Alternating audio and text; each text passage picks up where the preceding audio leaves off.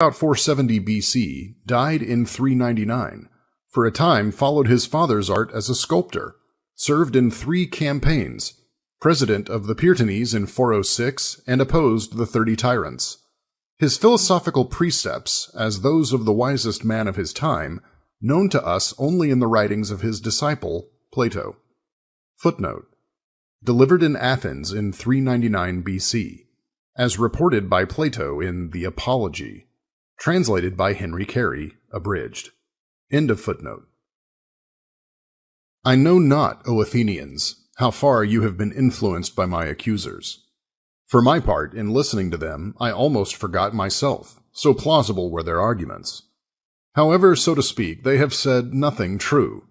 But of the many falsehoods which they have uttered, I wondered at one of them especially, that in which they said you ought to be on your guard lest you should be deceived by me, as being eloquent in speech.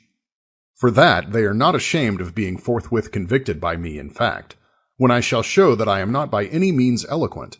This seemed to me the most shameless thing in them, unless indeed they call him eloquent who speaks the truth. For if they mean this, then I would allow that I am an orator, but not after their fashion, for they, as I affirm, have said nothing true. But from me you shall hear the whole truth, not indeed, Athenians, arguments highly wrought as theirs were, with choice phrases and expressions, nor adorned, but you shall hear a speech uttered without premeditation, in such words as first present themselves. For I am confident that what I say will be just, and let none of you expect otherwise. For surely it would not become my time of life to come before you like a youth with a got-up speech. Above all things, therefore, I beg and implore this of you, O Athenians. If you hear me defending myself in the same language as that in which I am accustomed to speak, both in the forum at the counters, where many of you have heard me, and elsewhere, not to be surprised or disturbed on this account. For the case is this: I now for the first time come before a court of justice, though more than 70 years old. I am therefore utterly a stranger to the language here. As then, if I were really a stranger, you would have pardoned me if I spoke in the language and the manner in which I had been educated. So now I ask this of you as an act of justice, as it appears to me, to disregard the manner of my speech, for perhaps it may be somewhat worse, and perhaps better, and to consider this only, and to give your attention to this, whether I speak what is just or not. For this is the virtue of a judge, but of an orator to speak the truth. Perhaps, however, someone may say, "Are you not ashamed, Socrates, to have pursued a study from which you are now in danger of dying?" To such a person I should answer with good reason, "You do not say well, friend, if you think that a man who is even of the least value ought to take into the account the risk of life or death, and ought not to consider that alone when he performs any action, whether he is acting justly or unjustly, in the part of a good man or bad man. I then should be acting strangely, O Athenians, if, when the generals whom you chose to command me assign me my post at Potidaea, at Amphipolis, and at Delium, I then remained where they posted me, like any other person, and encountered the danger of death. But when the deity, as I thought and believed, assigned it as my duty to pass my life in the study of philosophy, and in examining myself and others, I should on that occasion, through fear of death or anything else whatsoever, desert my post. Strange indeed would it be, and then in truth anyone might justly bring me to trial, and accuse me of not believing in the gods, from disobeying the oracle, fearing death, and thinking myself to be wise when I am not. For to fear death, O Athenians, is nothing else than to appear to be wise without being so, for it is to appear to know what one does not know. For no one knows but that death is the greatest of all goods, but men feareth as if they well knew that it is the greatest of evils. And how is not this the most reprehensible ignorance, to think that one knows what one does not know? But I, O Athenians, in this perhaps differ from most men. And if I should say that I am in anything wiser than another, it would be in this, that not having a competent knowledge of the things in Hades, I also think that I have not such knowledge. But to act unjustly, and to disobey my superior, whether God or man, I know is evil and base. I shall never, therefore, fear or shun things which, for aught I know, may be good, before evils which I know to be evils. So that even if you should now dismiss me, not yielding to the instances of Anytus, who said that either I should not appear here at all, or that if I did appear, it was impossible not to put me to death, telling you that if I escaped, your sons, studying what Socrates teaches, would all be utterly corrupted. If you should address me thus, Socrates, we shall not now yield to Anytus, but dismiss you on this condition, however, that you no longer persevere in your researches nor study philosophy, and if hereafter you are detected in so doing, you shall die. If, as I said, you should dismiss me on these terms, I should say to you, O Athenians, I honor and love you, but I shall obey God rather than you.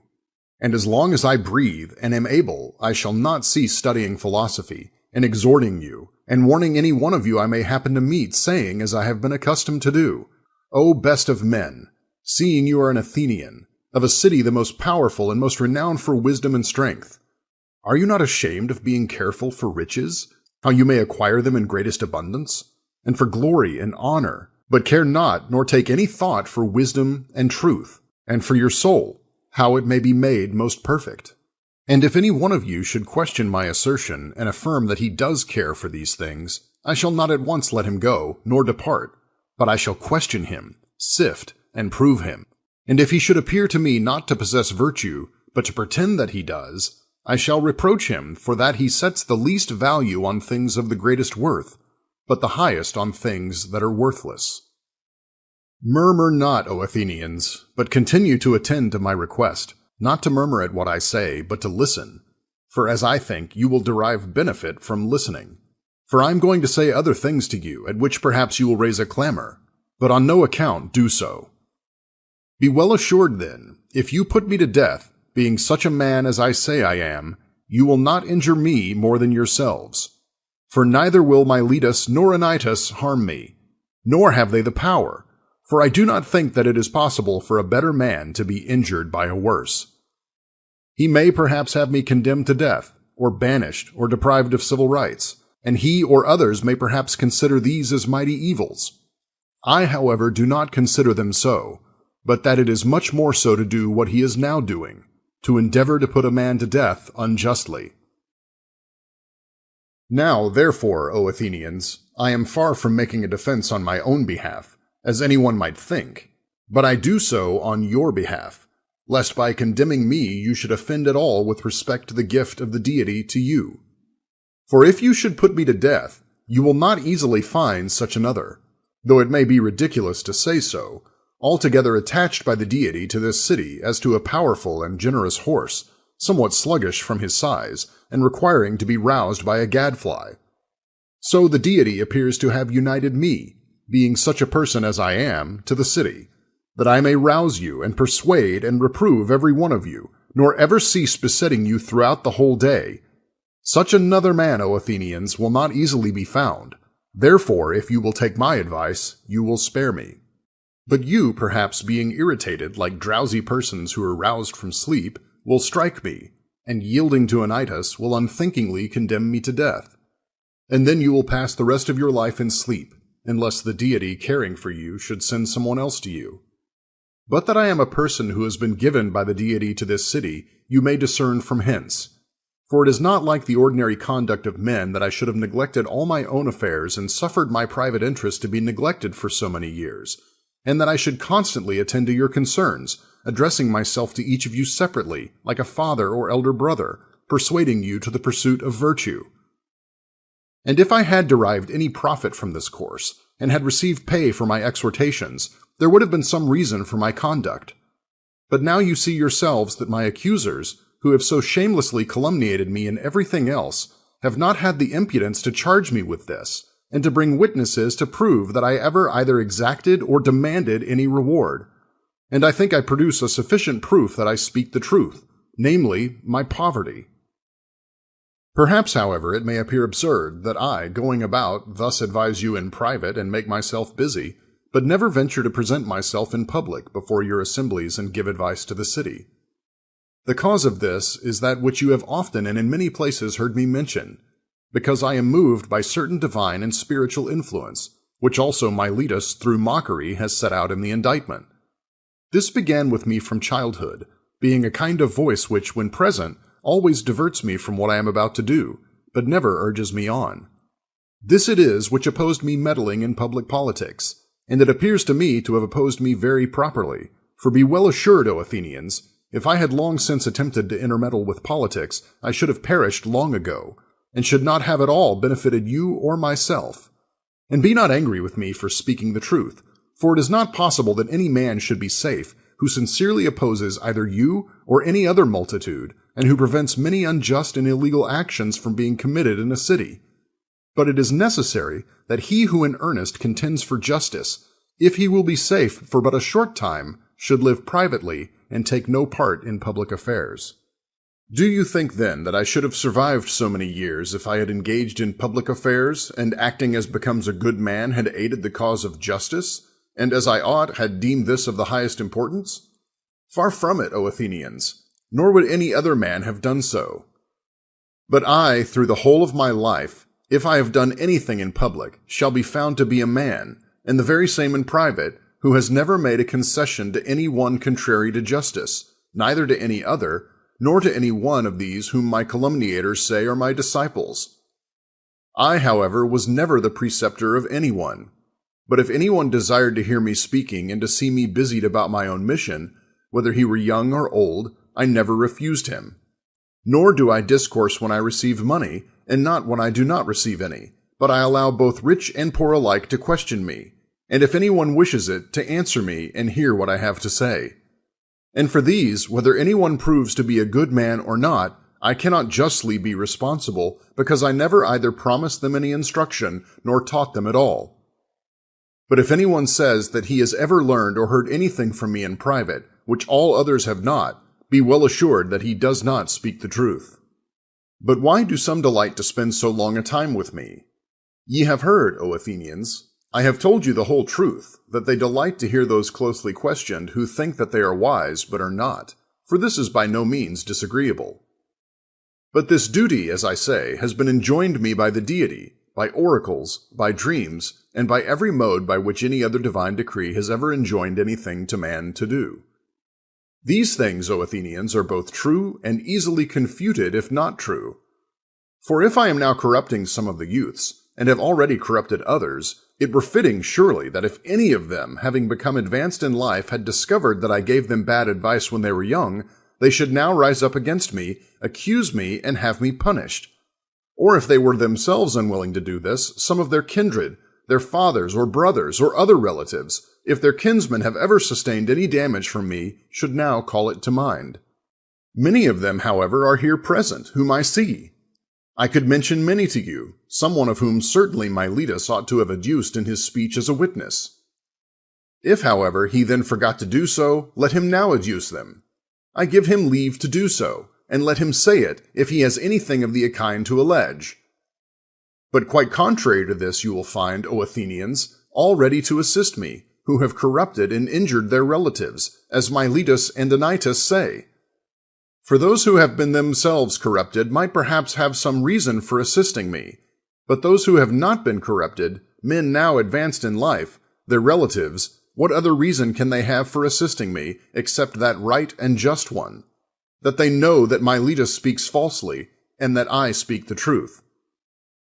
Well then, Athenians, these are pretty much the things I have to say in my defense, and others perhaps of the same kind. Perhaps, however, some among you will be indignant on recollecting his own case, if he, when engaged in a cause far less than this, implored and besought the judges with many tears, bringing forward his children in order that he might excite their utmost compassion, and many others of his relatives and friends, whereas I do none of these things, although I may appear to be incurring the extremity of danger. Perhaps, therefore, someone, taking notice of this, may become more determined against me, and being enraged at this very conduct of mine, may give his vote under the influence of anger. If then any one of you is thus affected, I do not, however, suppose that there is, but if there should be, I think I may reasonably say to him, I too, O best of men, have relatives. For to make use of that saying of Homer, I am not sprung from oak, nor from a rock, but from men, so that I too, O Athenians, have relatives, and 3 sons, one now grown up, and 2 boys. I shall not, however, bring any one of them forward and implore you to acquit me. Why then shall I not do this? Not from contumacy, O Athenians, nor disrespect toward you. Whether or not I am undaunted at the prospect of death is another question, but out of regard to my own character and yours, and that of the whole city, it does not appear to me to be honorable that I should do anything of this kind at my age, and with the reputation I have, whether true or false. For it is commonly agreed that Socrates in some respects excels the generality of men.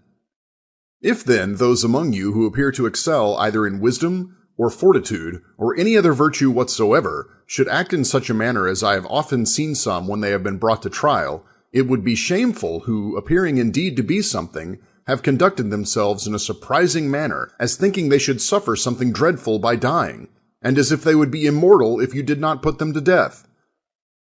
Such men appear to me to bring disgrace on the city, so that any stranger might suppose that such of the Athenians as excel in virtue, and whom they themselves choose in preference to themselves for magistracies and other honors, are in no respect superior to women. For these things, O Athenians, neither ought we to do who have attained to any height of reputation, nor should we do them, ought you to suffer us.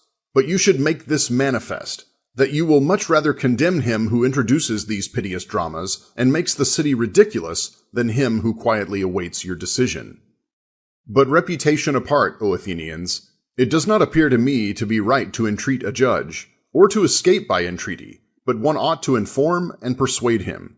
For a judge does not sit for the purpose of administering justice out of favor, but that he may judge rightly, and he is sworn not to show favor to whom he pleases, but that he will decide according to the laws.